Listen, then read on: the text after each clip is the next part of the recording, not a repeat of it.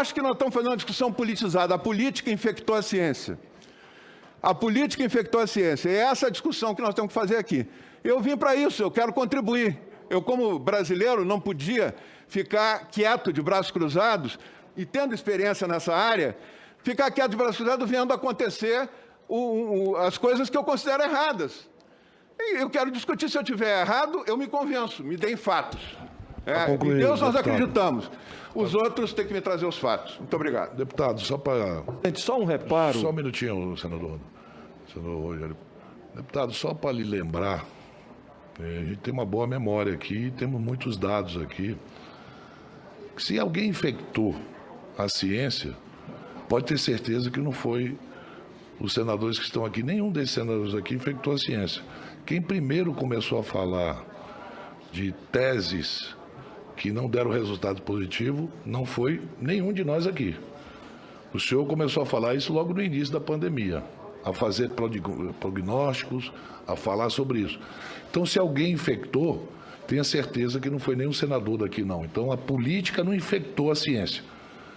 Alguns políticos, como Vossa Excelência, sim, infectaram a ciência.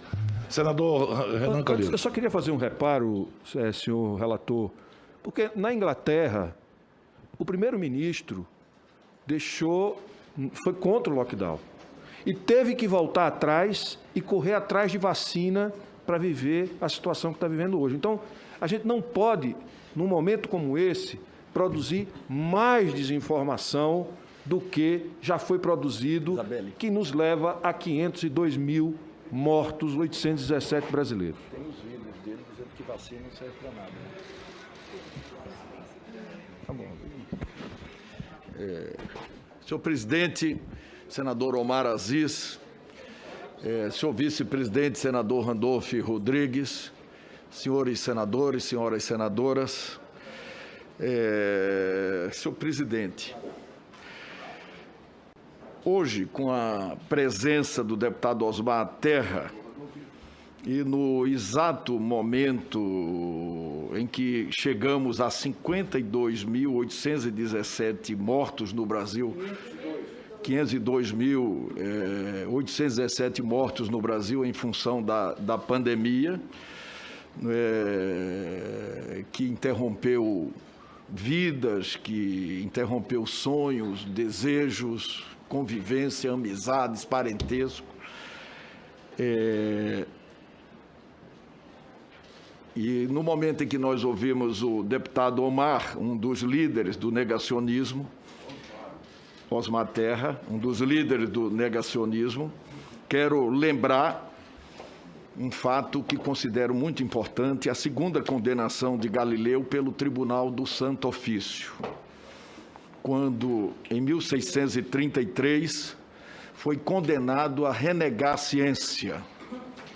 O autor Mário Lívio, que conta essa história no livro Galileu e os Negadores da Ciência, lembra que a história do cientista serve de poderoso alerta sobre a liberdade de pensamento em um mundo, aspas, de atitudes governamentais anticientíficas, com negadores da ciência ocupando cargos importantes e gerando conflitos desnecessários.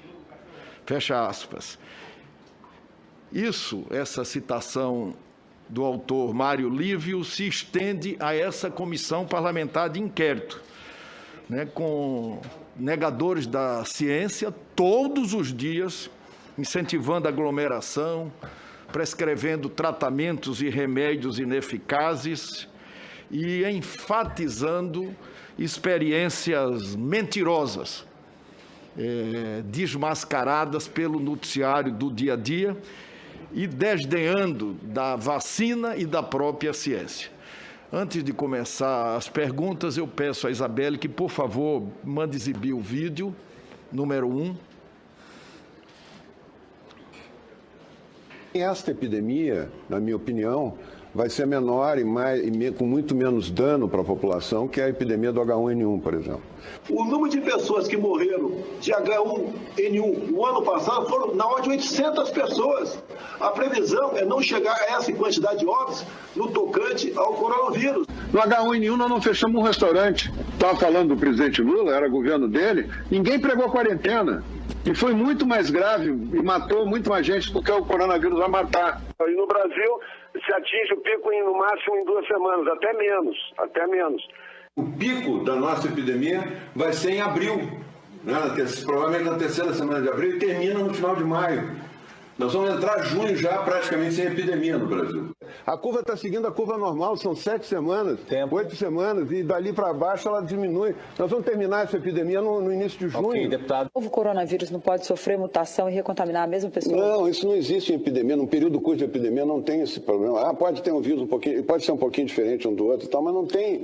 Esse risco não acontece, senão as epidemias não acabavam nunca. As epidemias acabam em 14 semanas. Ela começa e termina. Em junho não vai ter mais epidemia.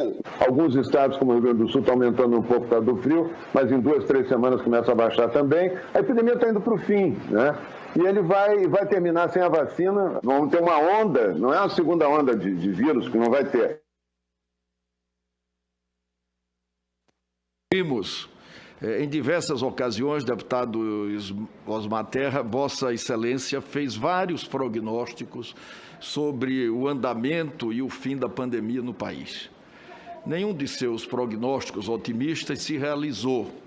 Ao contrário, a pandemia se concretizou num cenário compatível com as previsões mais sombrias e atingimos, esta semana, mais de 500 mil de brasileiros mortos.